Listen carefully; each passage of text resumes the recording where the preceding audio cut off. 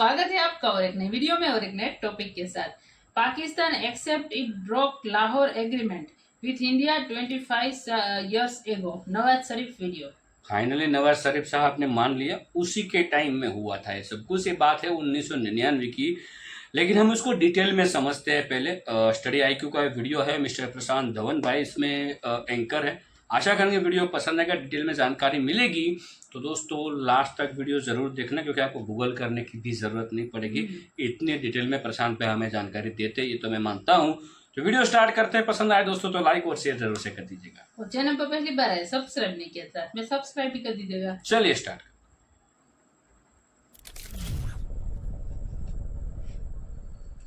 नमस्कार and welcome you all to study IQ. मैं हूं प्रशांत धवन। नाउ पाकिस्तान की तरफ से रिसेंटली एक बहुत ही बड़ी स्टेटमेंट आई है। कई दशकों के बाद लाहौर एग्रीमेंट को लेकर पाकिस्तान ने ओपनली कहा है कि हाँ, इनसे गलती हुई थी, इन्होंने लाहौर एग्रीमेंट इंडिया के साथ तोड़ा था।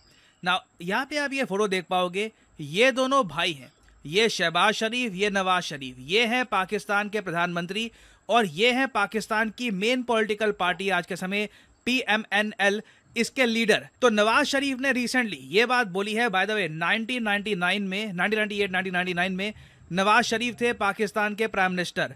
इन्होंने ये कहा था कि ये पाकिस्तान की गलती थी कि इन्होंने कारगिल वॉर कर दी और लाहौर एग्रीमेंट बिल्कुल तोड़ दिया जो साइन किया गया था अटल बिहारी वाजपेयी जी के साथ। और ये जो एडमिशन है इनकी गलती का, यही मैं आपको बता दूं एक बहुत ज्यादा पॉजिटिव स्टेप है इंडिया पाकिस्तान रिलेशंस में। और इस वीडियो में आप देख पाओगे पाकिस्तान की पब्लिक से बात करते समय नवाज शरीफ ने बात कही है। हालांकि मैं एक बहुत ही इंटरेस्ट से देखता हूं कि जब भी पाकिस्तान के लीडर्स अपनी जनता से बात करते हैं, इनकी टोन ऐसी होती है जैसे 5 साल के बच्चे से बात कर रहे हैं कि याद है कि नहीं याद है, समझ पा रहे हो कि नहीं समझ पा रहे हो। ये जो क्लिप है ये देखिए। उसके बाद फिर वाजपेयी साहब लाहौर तशरीफ लाए। याद है या नहीं याद है? याददाश्त कमजोर है ना आपकी? तो तशरीफ लाए और हमसे आके यहाँ पे मुआहदा किया। ये अलग बात है कि हमने मुआहदे की खिलाफ वर्जी की, उसमें हमारा कसूर है, उसमें हम कसूरवार हैं। ना यहाँ पे आपको समझना होगा कि जो ये लाहौर एग्रीमेंट था ये कितना इंपॉर्टेंट था और किस तरीके से हमारे रीजन की जो कंप्लीट ट्रैजेक्टरी है आने वाले 25 सालों में, क्योंकि हम 1999 की यहाँ पे बात कर रहे हैं, 1999 से लेकर 2024 25 साल हो गए। ये 25 साल बिल्कुल अलग तरीके से बीत सकते थे। इंडिया पाकिस्तान के बीच में बिलियंस ऑफ डॉलर्स का ट्रेड हो सकता था, दोनों कंट्रीज प्रॉस्पर कर सकती थी अगर इस एग्रीमेंट को तोड़ा ना जाता। ना चलिए एक टाइमलाइन मैं आपको बताता हूं किस तरीके से ये एग्रीमेंट बना, इस एग्रीमेंट में था क्या और इस एग्रीमेंट को तोड़ा कैसे गया था। अगर हम 1996 में देखें तो दोनों कंट्रीज के बीच में बॉर्डर पे काफी बार मिलिट्री क्लैशेस हो रही थी, बहुत ही छोटी मिलिट्री क्लैशेस, मगर टेंशंस लगातार बढ़ती जा रही थी। फिर आता है एक बहुत ही इंपॉर्टेंट साल 1998।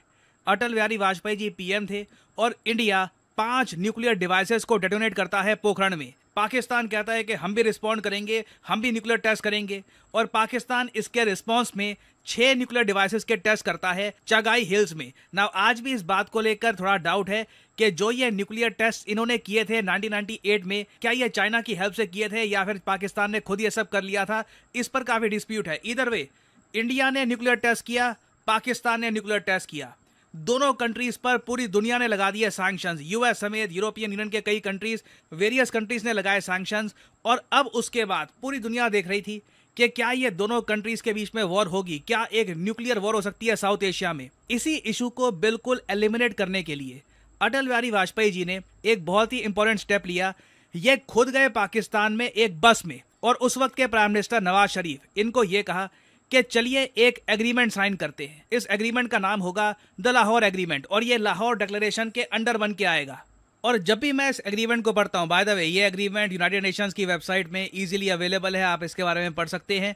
और काफ़ी बार इसको पढ़ के ना मिक्स फीलिंग्स आती है। एक बार को लगता है कि अगर जेन्युइनली दोनों कंट्रीज इसको फॉलो करते, कंप्लीटली ट्रैजेक्टरी साउथ एशिया की, इंडियन सब कॉन्टिनेंट की बदल सकती थी। एट द सेम टाइम जो इसके पहले 2 पॉइंट्स है, जब भी पढ़ता हूं तो माइंड में क्वेश्चन आता है, इंडिया तो एक बार को सिंसियरिटी दिखा देता मगर पाकिस्तान कभी भी सिंसियरिटी ना दिखा पाता। पहला पॉइंट है इस एग्रीमेंट का कि दोनों साइड्स पूरी तरीके से एफर्ट डालेंगी कि जम्मू कश्मीर के जो भी इश्यूज हैं ये जल्द से जल्द रिजॉल्व हो जाए। इसी से कोरिलेटेड अगला पॉइंट ये है कि दोनों कंट्रीज एक दूसरे के इंटरनल अफेयर्स में इंटरवेंशन नहीं करेगी।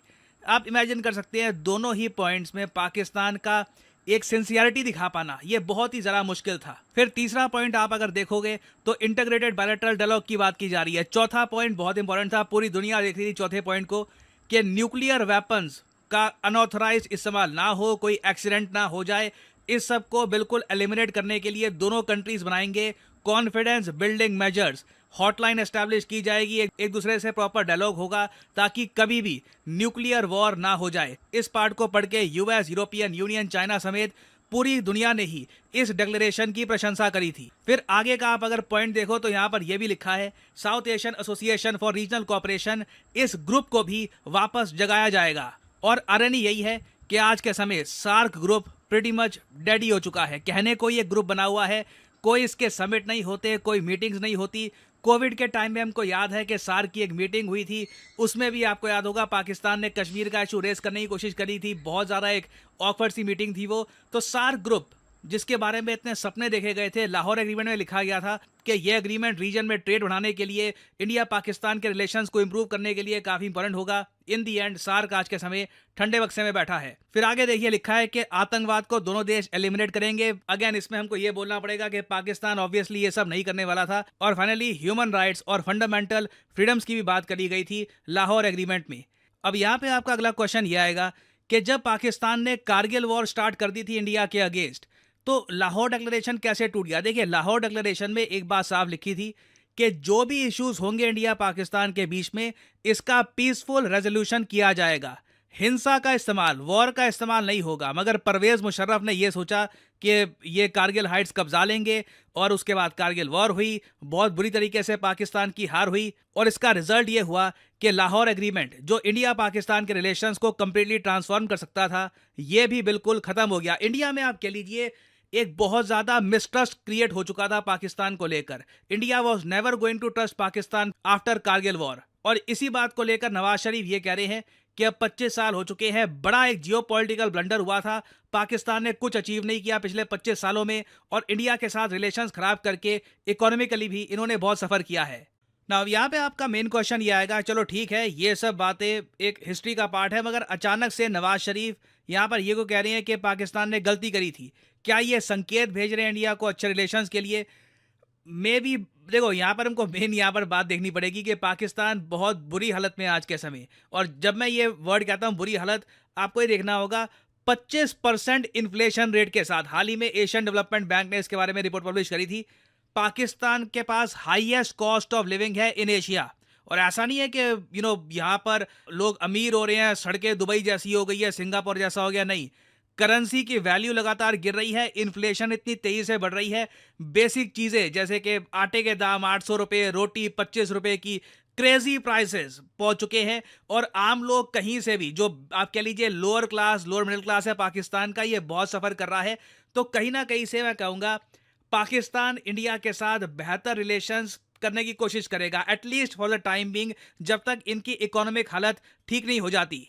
और अगर यहाँ पे आप सोच रहे हैं कि इंडिया के साथ रिलेशंस थोड़े बहुत इंप्रूव करके पाकिस्तान की जो आर्थिक हालत है इसमें क्या इंप्रूवमेंट आ सकती है, देखो इनकी मिलिट्री थोड़ा बहुत खर्चा बचा सकती है, वो भी इस तरीके से चाइना के प्रेशर के अंडर पाकिस्तान बहुत ही जल्द बलूचिस्तान और जो अफगानिस्तान के साथ इनकी जो बॉर्डर है यहाँ पर बड़े ऑपरेशन स्टार्ट करने वाला है। ये 1-2 साल में स्टार्ट हो जाएगा, काफ़ी वॉयलेंस होने वाला है, बहुत ज़रा ख़राब इमेजेस वीडियो सामने आएंगी पाकिस्तान से।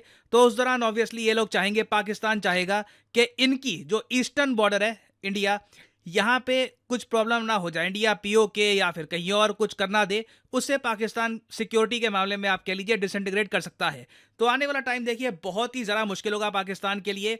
ये जो स्टेटमेंट है फ्रॉम नवाज शरीफ एक एडमिशन है हिस्टोरिक मिस्टेक का, बट मुझे लगता नहीं है कि इंडिया में लोग ज़रा सरप्राइज हैं, और एट द सेम टाइम लगता नहीं है कि इंडिया अभी भी नवाज शरीफ के लौटने के बाद भी पाकिस्तान पर भरोसा करने वाला है। और फाइनली यहाँ पे मैं आपसे पूछूंगा एक क्वेश्चन, हाल ही में वो कौन सा देश है जिसने पार्टनर किया है रिलायंस जियो और टेक महिंद्रा के साथ? जी हाँ, ये दोनों कंपनीज एक अफ्रीकी देश में 4G और 5G इंफ्रास्ट्रक्चर बहुत ज़्यादा इंप्रूव करने वाली है। बहुत बड़ा टेंडर है अपने आप में, बताइए कि किस कंट्री में ये सब किया जाएगा। ये है यहाँ पे आपकी ऑप्शंस, जिम्बाब्वे, लाइबेरिया, सेनेगाल या फिर घाना।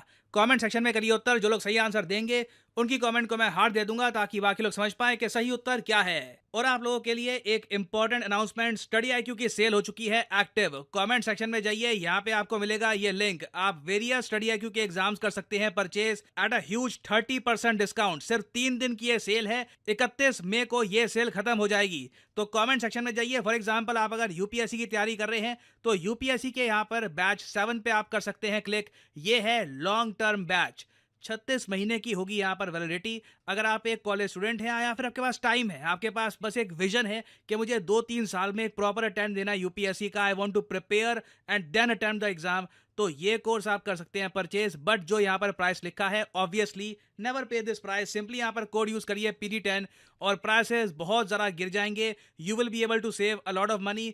मंथली 1000 रुपीज से भी कम पे करके आप यूपीएससी एग्जाम की तैयारी कर सकते हैं घर बैठे। यहाँ पे आपका प्रीलिम्स, मेंस एंड इंटरव्यू तीनों कवर होगा। साथ ही साथ आपको फिजिकल बुक्स भी मिलेंगी delivered to your home. So use the code PD10 and save money. इसी नोट के साथ ये है वीडियो का। Thank you for listening as always, may the gods watch over you.